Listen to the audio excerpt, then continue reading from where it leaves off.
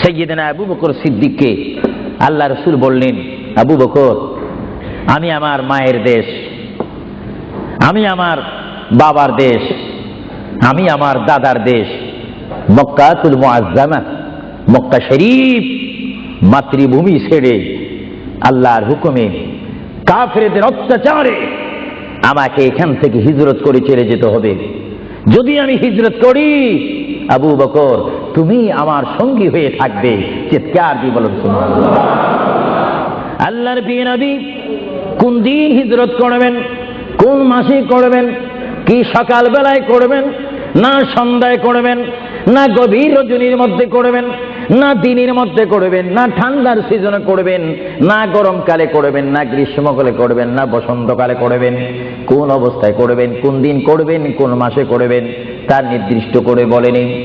আল্লাহর প্রিয় নবী, দু জাহানের বাদশা নবী মুহাম্মদুর রাসূলুল্লাহ হিজরত করার টাইমে সাইয়্যিদানা আলী রাদিয়াল্লাহু তাআলা আনহুকে ডাক দিয়ে বলে, আলী, আমি হিজরত করব, আমি রাত্রে আঁধার অবস্থার মধ্যে মাতৃভূমি ছেড়ে চলে যাব। আলী, তুমি আমার বিছনার মধ্যে শুয়ে থাকবে, কম্বলখানা গায়ে দিয়ে শুয়ে থাকবে।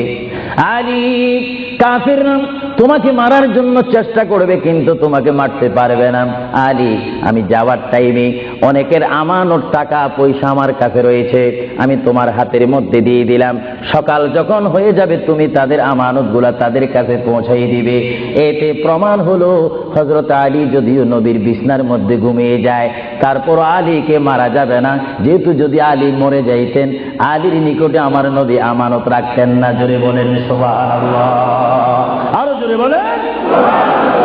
তাহলে কাফেররা যে আলীকে মারতে পারবেন না, এটা নবী জানে কি জানে না? আওয়াজটা ডাউন হয়ে গেল, উচ্চ সুরে বলেন, নবী জানে কি জানে না? নবীকে জানার ক্ষমতা দিয়েছেন কে? কারণ নবীর টিচার তো কোনো ব্যক্তি নয়, নবীর টিচার কোনো ফেরেশতা নয়, নবীর শিক্ষক কোনো মানুষ নয়, নবীর শিক্ষক একমাত্র হচ্ছে আল্লাহ। জোরে বলুন কে? আরো জোরে বলুন কে? আল্লাহ যার শিক্ষক, তার এলেমের কি কমতি আছে নাকি? হযরত আলী জীবনকে ভয় না করে তিনি রাসূলুল্লাহ পালঙ্কের মধ্যে তিনি শুয়ে পড়লেন, বিছনার মধ্যে শুয়ে পড়লেন। যখন শুয়ে পড়ল, কাফেররা প্রবেশ করে দেখেন ওই চৌকির মধ্যে নিশ্চয়ই মুহাম্মদ ঘুমিয়ে আছে। বলেন সাল্লাল্লাহু আলাইহি ওয়াসাল্লাম। কম্বলখানা উঠি তারা দেখলেন মুহাম্মদের স্থানে শুয়ে আছেন শের খোদা হযরত আলী। কাফেররা বলল, আলী, আমরা তো ইচ্ছা করলে তোমাকে জমা করে দিতে পারি বা তোমাকে জমাই করে দিতে পারতাম। আলী, তুমি কেন এই বিছনার মধ্যে শুয়ে আছো? হযরত আলী চোখের পানি ছেড়ে বলে, এ কাফেররা, তোমরা এখনো পর্যন্ত আমার হাবিবকে চিনতে পারোনি, আমার নবীকে চিনতে পারোনি। আমার নবী শুধু এখানে আমাকে শোয়াইছেন, ঈমান পরীক্ষা করেছেন। শুধু তাই নয়, আগামী দিন সকাল বেলায় মানুষের আমানতের জিনিস মানুষের কাছে পৌঁছে দেওয়ার জন্য রাসূলুল্লাহ তাও আমাকে বলেছেন। তবে বুঝা গেল একদিকে আমি রাসূলুল্লাহর পেটের মধ্যে ঘুমাবো, আর সকাল বেলায় আমি উঠে মানুষের আমানত তাদের হাতে পৌঁছাই দেব। জোরে বলেন সুবহানাল্লাহ, বলেন আল্লাহু আকবার, আরো জোরে বলুন আল্লাহু আকবার। মহান নবীকে এত সুন্দর করে পৃথিবীতে পাঠিয়েছেন আল্লাহ। জোরে বলেন কে? আল্লাহ। ভাইয়েরা আমার, কেউ যদি আমাকে মারতে আসে আর আমি যদি জানি আমার পালকের মধ্যে যদি আমি শুয়ে থাকি, কেউ আমাকে জমা করে দিবে, আর এই টাইমে যদি আমার ভাইকে যদি আমি বলি, বিশেষ করে সভাপতিকে যদি বলি, আপনি একটু আমার পালকে ঘুমান, উনি বলবে আমার সভাপতির প্রয়োজন নেই, আমার জান বাঁচা ফরজ, বসবে না, থাকবে না। আর সাহাবায়ে কেরাম জেনে শুনে মেনে ইচ্ছা করে নিজের জীবন প্রতি মুহূর্তে মুহাম্মদ রাসূলুল্লাহ চরণের মধ্যে দেওয়ার জন্য প্রতি ওয়াক্তে প্রস্তুত ছিল। চিৎকার দিয়ে বলেন সুবহানাল্লাহ। আল্লাহর পেয়ারা নবী হিজরত তিনি শুরু করলেন। আল্লাহর পেয়ারা নবী মায়ের দেশ মক্কা শরীফ থেকে আল্লাহর নবী চলে যাচ্ছেন। চলে যাওয়ার টাইমে সাইয়্যিদানা আবু বকর সিদ্দিকের ঘরের মধ্যে গেলেন। সাইয়্যিদানা আবু বকর সিদ্দিক রাদিয়াল্লাহু তাআলা আনহু ঘরের দরজার মধ্যে আল্লাহর প্রিয় নবীকে ডাক দিলেন, ইয়া আবু বকর, ইয়া আবু বকর, ইয়া আবু বকর করে যখন ডাক দিলেন, সাইয়্যিদানা আবু বকর সিদ্দিক রাদিয়াল্লাহু তাআলা আনহু একটা সেকেন্ড দেরি না করে সঙ্গে সঙ্গে বললেন, ইয়া রাসূলুল্লাহ, ইয়া রাসূলুল্লাহ। আল্লাহর প্যারা নবী চক্ষু মোবারকের পানি মোবারক ছেড়ে দিলেন, আবু বকর, তুমি রাত্রে এমন সময় আমি এসেছি, নিশি রজনীর মধ্যে এসেছি, যে টাইমে মানুষ একটু ঘুমায়, ওই ঘুমের টাইমে তোমার ঘরের দরজার মধ্যে এসে তোমাকে ডাক দিলাম। বেড থেকে ঘুম থেকে উঠতে তো তোমার 2-3 মিনিটের প্রয়োজন, কিন্তু আমি নবী তোমাকে ডাক দেওয়ার সঙ্গে সঙ্গে তুমি কি করি ইয়া রাসূলুল্লাহ বলতে পেরেছো? হযরত আবু বকর চোখের পানি ছেড়ে বলে, হুজুর, আপনি আপনার সঙ্গে আমাকে হিজরতের কথা বলেছেন, কোন দিন হিজরত করতে হবে তা আপনি নির্দিষ্ট বলেন নেই। হুজুর, আজকে কয়েক মাস অতীত হয়ে গেল আমার জীবনের মধ্যে, আরামের ঘুমকে হারাম করে দিয়ে রাত যখন হয়ে যায় আমার পিঠটা দরজার সাথে লাগিয়ে, আমার কানটা দরজার সাথে লাগিয়ে রাখতাম।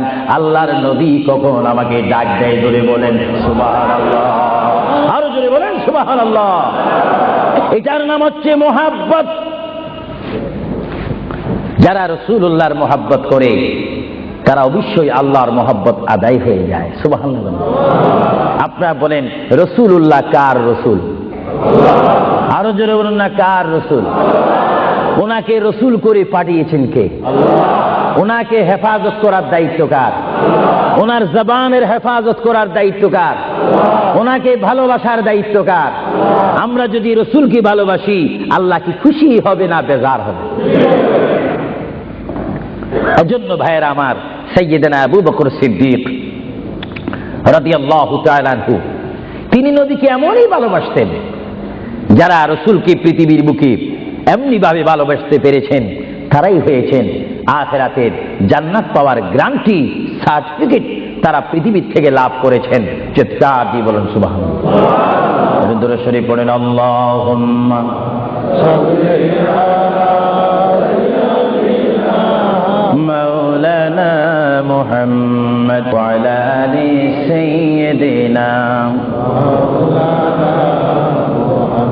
দুরূদ শরীফ যখন পড়বেন তখন এমন ভাবে দুরূদ শরীফ পড়বেন, মনে রাখবেন মনের দৃষ্টিকোণ থেকে যে রাসূল আমার দুরূদ শরীফ নিজ কান মোবারক দ্বারা শুনতে পারতেছেন। আরো জোরে বলেন না সুবহানাল্লাহ। তিনটি কথা মনে রাখবেন সব সময়। 1 নম্বরে, রাসূলুল্লাহর দরবারে মালায়েকা সমস্ত রহমতের ফেরেশতারা রাসূলুল্লাহর দরবারে উম্মতের সালাম পৌঁছিয়ে দেয়। জোরে বলেন না সুবহানাল্লাহ। 2 নম্বরে, রাসূলুল্লাহ যারা দুরূদ শরীফ পড়ে তাদের আওয়াজ নিজ কান মোবারক দ্বারা শোনে। 3 নম্বরে, আমার নবী বলেন, আমি আমার উম্মতের যারা আশিক ক্লাস নাম্বার 1, যারা বেশি প্রেমিক, তাদের দুরূদ শরীফের আওয়াজ আমি তাদের সামনে থেকে শুনি। জোরে বলেন সুবহানাল্লাহ। কয়টি কথা? আরো জোরে বলেন, কয়টা? কেউ শুধু আমল করে একটা, ফেরেশতারা পৌঁছায় দেয়। ভালো কথা, আপনাদেরকে ধন্যবাদ। ফেরেশতারা পৌঁছিয়ে দেয় রাসূলের দরবারে দুরূদ শরীফ, এটা সহিহ। কিন্তু রাসূল বলেন, আমি দুরূদ শরীফ নিজ কান মোবারকে শুনি, তাও সহিহ। রাসূল বলেন, আমি উপস্থিত হয়ে আমার উম্মতের দুরূদ শরীফ শুনি, তাও সহিহ। বুখারী ও মুসলিম শরীফ, ইবনে মাজাহ শরীফ আপনারা খুলে দেখুন, রাসূলুল্লাহকে আল্লাহ পজিশন দান করেছেন। চিৎকার দিয়ে বলুন সুবহানাল্লাহ। রাসূল যদি মদিনা থেকে আমাদের দুরূদ শরীফ আওয়াজ শোনেন এবং আবার যদি এখানেও এসে তিনি শোনেন, এই ক্ষমতা যদি রাসূলুল্লাহকে আল্লাহ দিয়ে থাকেন, আপনাদের কোনো আপত্তি আছে? আওয়াজ বুঝে যায়, কিছু কিছু আপত্তি আছে। একটু আমার মুসলমান ভাইয়েরা বলেন, আপত্তি আছে? আরো জোরে বলেন, কোনো অভিযোগ আছে? রাসূলুল্লাহকে এই ক্ষমতা দিয়েছেন কে? আরো জোরে বলেন, কে? না আমরা কমিটি সিদ্ধান্ত করে ক্ষমতা প্রদান করলাম? যদি কাউকে ক্ষমতা প্রদান করতে হয়, সেখানে অভিযোগ সৃষ্টি হয়, গন্ডগোল সৃষ্টি হয়। রাসূলুল্লাহকে ক্ষমতা দেওয়ার মালিক আমরা নয়। রাসূলুল্লাহকে ক্ষমতা দিয়ে পরিপূর্ণ ক্ষমতাবান করে আল্লাহ রাব্বুল আলামিন এই গোটা জমিনকে উজালা করার জন্য আল্লাহর পক্ষ থেকে তাকে পাঠানো হয়েছে। চিৎকার দিয়ে বলুন সুবহানাল্লাহ। সাইয়্যিদনা আবু বকর সিদ্দিক রাসূলুল্লাহকে ভালোবেসেছেন। আপনারা জানেন মুহাম্মদ রাসূলুল্লাহকে ভালোবাসলে উম্মতের কি অবস্থা হয়। আপনারা যারা মক্কা শরীফ গিয়েছেন, হজ করেছেন, সেখান থেকে আপনারা গিয়েছেন বিশ্বের শ্রেষ্ঠতম দামিময় শহর, বিশ্বের শ্রেষ্ঠতম উজ্জ্বল শহর, যেই শহরে পা রাখা মাত্র 50,000 সওয়াব আল্লাহ রাব্বুল আলামিন উম্মতের আমলনামায় প্রদান করে দেন। সেই শহরটির নাম হচ্ছে, সবাই উচ্চ কণ্ঠে আমার মা বোনেরা ছোট্ট ছোট্ট আওয়াজ দিয়ে, আমার শ্রোতা ভাইয়েরা উচ্চ কণ্ঠে বলুন, সোনার মদিনা। আরো জোরে বলুন, কি মদিনা? সেই সোনার মদিনার পথে আপনারা যেতে চান কি চান না? সেই মদিনা শরীফ গেলে গুনাহ হয় না গুনাহ মাফ হয়? গুনাহ মাফ হওয়ার সেই অবস্থা সৃষ্টি করে দিয়েছেন কে? যেই শহরে আজকে এই যুক্তরাজ্যের জমিনে, ইংল্যান্ডের জমিনে, ওয়ার্ল্ডহাম এই জমিনে যদি কোনো মুসলমান যদি নামাজ পড়েন, এক ওয়াক্ত নামাজ পড়লে 10টা সওয়াব পাবেন, নেক পাবেন। কিন্তু মদিনাতুল মুনাওয়ারা শরীফে রাসূলুল্লাহর নাম সংযুক্ত মসজিদে গিয়ে একটা সিজদা দেন, 50,000 সিজদার সওয়াব হয়ে যাবে। একবার যদি আলহামদুলিল্লাহ বলতে পারেন, 50,000 আলহামদুলিল্লাহ বলার নেক পাবেন। একবার যদি কোনো মতে গিয়ে যদি রসুলকে যদি ডাক দেন, ইয়া রাসূলুল্লাহ, সঙ্গে সঙ্গে 50,000 ইয়া রাসূলুল্লাহ বলার সওয়াব পেয়ে যাবেন। আরো জোরে বলেন না সুবহানাল্লাহ। আমার বড় বড় বাবারা, আমার নওজওয়ান ভাইয়েরা, আমার যুবক ভাইয়েরা, কুচি কুচি বাবারা, আমার পর্দানিশীন মা ও বোনেরা, আমাদের নেক সওয়াবের প্রয়োজন আছে কিনা? আরো জোরে বলুন, আছে কিনা? আপনারা যারা সোনার মদিনা গিয়েছেন, সেখানে গিয়ে দেখতে পাবেন রাসূলুল্লাহর রওজা মুবারক। কি মুবারক? রওজা মুবারক। যেখানে সেই রওজা মুবারকের সামনে, সেই রওজা মুবারকের সামনে আপনারা যখন দাঁড়াইবেন, উপস্থিত হবেন, কিয়াম করবেন, সেই রওজা মুবারক যেখানে, এটার নাম হচ্ছে মা আয়েশা সিদ্দিকার হুজুরা শরীফ। এটা ছিল হযরতে মা আয়েশা সিদ্দিকার হুজুরা শরীফ। এই হুজুরার মাধ্যমে আল্লাহ রাসূল থাকতেন, অবস্থান করতেন। ভাইরা আমার, পৃথিবীতে এমন কোন নজির নেই যে যেখানে বসবাস করে তাকে সেখানে মাটি দিতে হবে, তাকে সেখানে রাখতে হবে, কবর দিতে হবে। এটা ইতিহাস বলে না, কোরআন হাদিস বলে না। কিন্তু মুহাম্মদ রাসূলুল্লাহ যে ঘরে তিনি পৃথিবীর জিন্দেগি কাটিয়েছেন, ওই ঘরের মধ্যে তার কবর শরীফ হয়েছে। চিৎকার দিয়ে বলুন সুবহানাল্লাহ। পৃথিবীর মানুষকে বলতে হবে কবর, আর রাসূলুল্লাহকে বলতে হবে কবর মুবারক। জোরে বলেন কবর। আওয়াজ দিয়ে বলেন না কবর। পৃথিবীর কবরের অবস্থা আর নবীর কবরের অবস্থা এক নাকি? কিছু পার্থক্য আছে নাকি? কিছু নাকি? কিছু অনেক। কিছু বলতে গেলে আমরা আছি 10, রাসূল হচ্ছেন 20। আল্লাহর প্যারা নবী, দু জাহানের বাদশা নবী মুহাম্মদুর রাসূলুল্লাহ সাল্লাল্লাহু আলাইহি ওয়াসাল্লাম, তিনি কেমন নবী যার কবরের মধ্যে আল্লাহ রাব্বুল আলামিন দিনে 70,000 ফেরেশতা, দিনে 70,000 ফেরেশতা। হাদিস শরীফের মধ্যে আসে, মুয়াজ্জিন যখন মসজিদে নববীতে আযান দেয়, আসসালাতু খায়রুম মিনান নাওম, সবাই বলেন আসসালাতু খায়রুম মিনান নাওম। মুয়াজ্জিন যখন আযান দিয়ে দেয়, ওই টাইমে রহমতের 70,000 ফেরেশতা দুরূদ শরীফ পড়তে পড়তে আমার প্রিয় নবীর রওজা মুবারকের মধ্যে উপস্থিত হয়ে যায়। আর সমস্ত ফেরেশতারা চতুর্দিকে ঘুরে ঘুরে দুরূদ শরীফ পড়া শুরু করে। আবার যখন মাগরিবের আযান হয়, তখন ফেরেশতারা চলে যায়। আবার 70,000 ফেরেশতা নতুন করে রাত্রের মধ্যে নাজিল হয়। তাফসীরের মধ্যে আসে, দিনে 70,000, রাত্রে 70,000। আজকে দিনে যারা আগমন করলো ফেরেশতা, কিয়ামতের আগে তারা আর আসার সুযোগ পাবে না। আজকে যারা আসলো, কিয়ামত পর্যন্ত এক গ্রুপ অপর গ্রুপের সঙ্গে সাক্ষাৎ হবে না। এমনি ভাবে দিনে 70,000 রহমতের ফেরেশতা, রাত্রে 70,000 রহমতের ফেরেশতা আমার প্রিয় নবীর রওজা মুবারক জিয়ারত করার জন্য আমার আল্লাহ আসমান থেকে পাঠিয়ে দিচ্ছেন। জোরে বলেন সুবহানাল্লাহ। আল্লাহু আকবার, আরো জোরে বলেন আল্লাহু আকবার।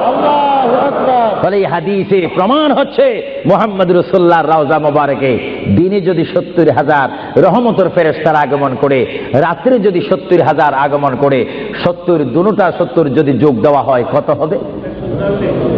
আরো জোরে বলেন 1,40,000 ফেরেশতা দৈনিক দৈনিক বাধ্যতামূলক আমার রাসূলের রওজা মোবারক জিয়ারত করে দুরূদ শরীফ পড়ে পড়ে রাসূলুল্লাহর স্লোগান দিচ্ছে, চিৎকার দিয়ে বলেন সুবহানাল্লাহ। আরো জোরে বলেন সুবহানাল্লাহ।